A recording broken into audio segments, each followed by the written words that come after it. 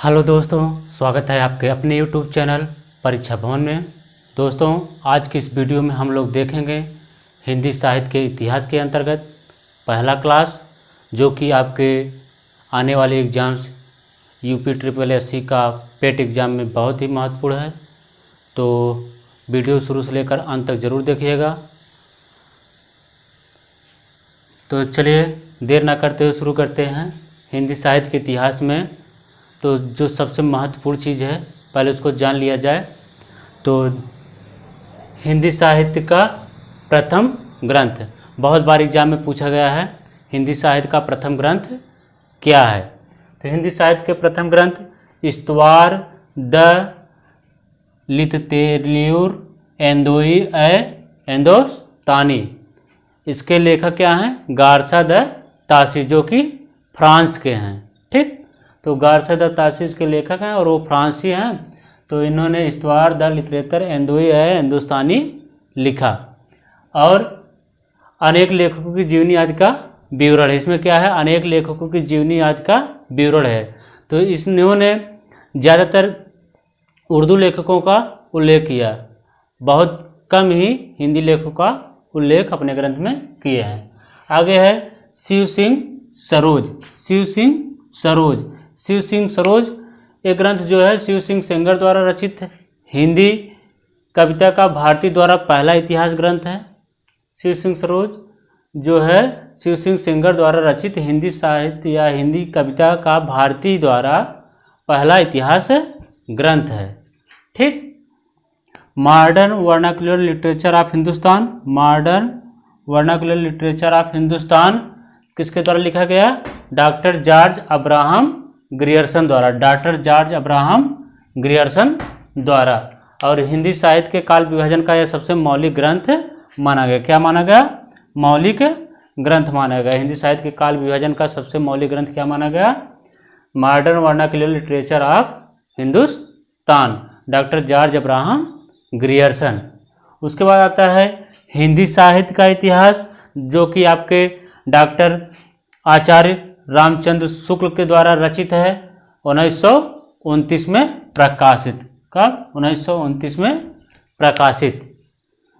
आचार्य रामचंद्र शुक्ल के द्वारा हिंदी साहित्य का काल विभाजन किया गया और जो कि सर्वमान्य है। तो आचार्य रामचंद्र शुक्ल द्वारा हिंदी साहित्य का काल विभाजन किया गया। तो काल विभाजन देखते हैं। तो पहला क्या है?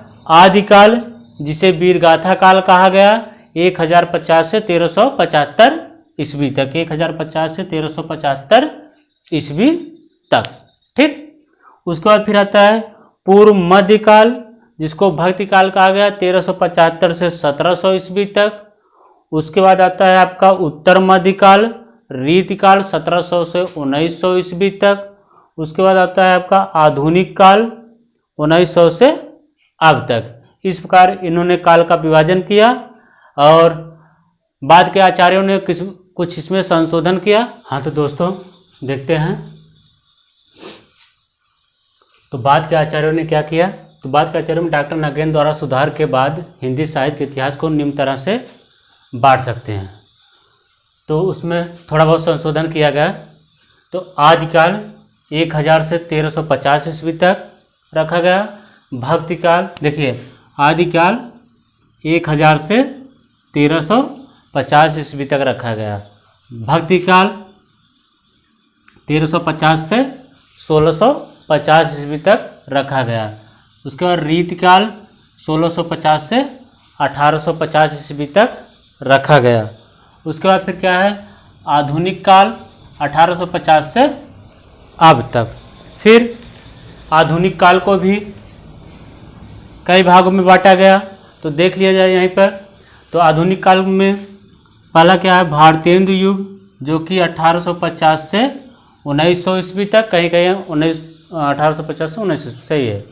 द्विवेदी युग 1900 से 1920 ईस्वी तक, किसी किसी किताब में 1918 ईस्वी तक। ठीक, तो महावीर प्रसाद द्विवेदी के नाम से द्विवेदी युग पड़ा था। उसके बाद छायावाद युग, तो छायावाद युग 1920 से 1936 ईस्वी तक, 1920 से 1936 ईस्वी तक। इसमें प्रसाद पंत, निराला और महादेवी वर्मा जी की उल्लेख हैं। ठीक, तो मेन रूप से मुख्य क्या है? प्रसाद, पंत, निराला और वर्मा जी। प्रगतिवाद काल, प्रगतिवादी काल ये 1936 से 1943 तक है। प्रयोगवाद 1943 से 1953, जिसमें अज्ञे जी ठीक काम किए हैं। उसके बाद फिर नई कविता 1953 से अब तक। इस प्रकार पूरा आपका कालखंड है।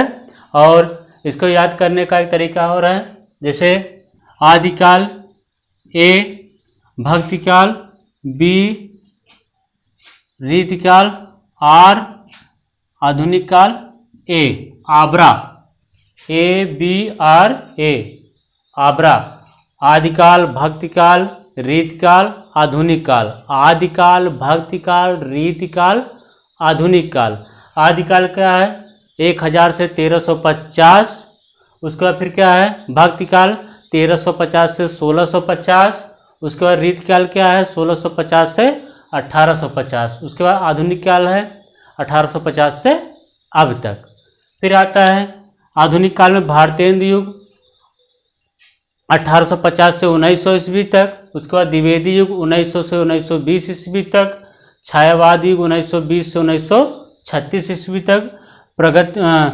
प्रगतिवाद काल 1936 से 1943 ईस्वी तक। प्रयोगवाद 1943 से 1953 तक।